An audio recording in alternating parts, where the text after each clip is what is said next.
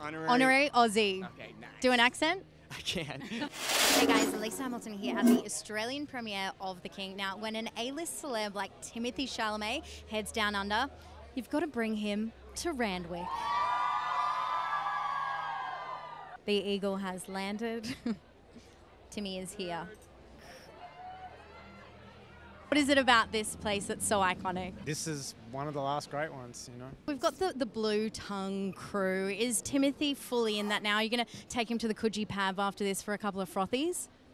I have no idea what's going to happen. It's been so much fun traveling around with him, though. It's kind of extraordinary watching this thing that's building around him. It's and I feel grateful that I'm a part of it in some small way. Okay, so I just saw a really sweet moment on the carpet between you and Timothy. You embraced him and you said, "How the fuck are ya?"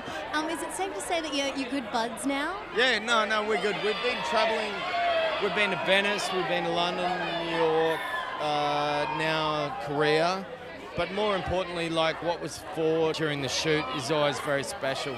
You know, not just between me and him, but with, you know, with Mendelsohn, Sean Harris and everybody. Like we had a great time. We're all good friends. Is he officially a part of the Blue Tongue crew now? Have you welcomed him in? Timmy's got his own crew. You see it all over here. See, look at him. My feeling about period films is quite often they're filtered through the period in which the film is shot in. So quite often, like films shot in the 80s or the 90s, like it's filtered through the fashion and the hairstyles of those periods. David and I were very adamant about the fact that, you know, if we were going to like really strive for this period, it had to be true to that period. Hence the bowl cut. I know there's been like a lot of like talk about the hairstyles in this film, but they're very true to the period. What did you think when that trailer came out and everyone just went fucking nuts for the haircuts? Social media platform, you can never predict what they're gonna, you know, mine and respond to. All we knew was we were trying to strive for the truth. Was it nice to get back in front of the camera and get your acting chops in again? There was definitely a moment during the shooting of the battle at the end of this movie, the battle, which was one of the hardest things that any of us, you know, Timmy, David, we've all talked about. It's one of the hardest things we've ever had to do on a film set. And I remember looking at David and actually saying to him, I'm glad I'm not directing this movie, that I'm just like rolling around in the mud, because the apex of this film, where it leads to, is so epic and so tough and visceral and muddy that I was just happy to be a part of it and not have to orchestrate it. Timmy's about to arrive, so we'll just have a mirror.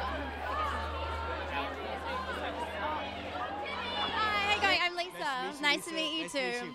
Okay, so for a young actor, it goes Sundance, Cannes, Oscars, and then Randwick Ritz. How does it feel to finally be here? I didn't know where you were going with that. No, it's awesome to be here. I mean, this movie was put together by an amazing Australian director, David Michaud. It was written by Joel Edgerton, fellow Australian, and I'm honored to be here. I haven't come to Australia before. I was saying to one of my friends that like it's interesting to go to an English-speaking country or continent rather, that I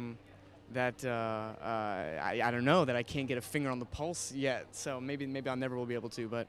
Yeah. You can be an honorary Aussie here now that you've come to the. Yeah, now that you're in the eastern suburbs. Honorary Aussie. Okay, nice. Do an accent? I can't.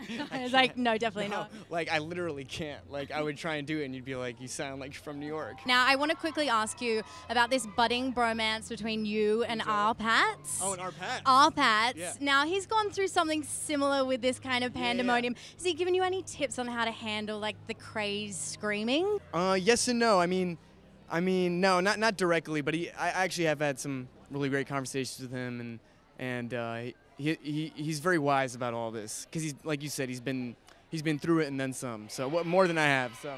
So I think yeah. I want you. Yeah. So nice to meet you. Nice to meet you. Thank Nice to be you. here. Yeah.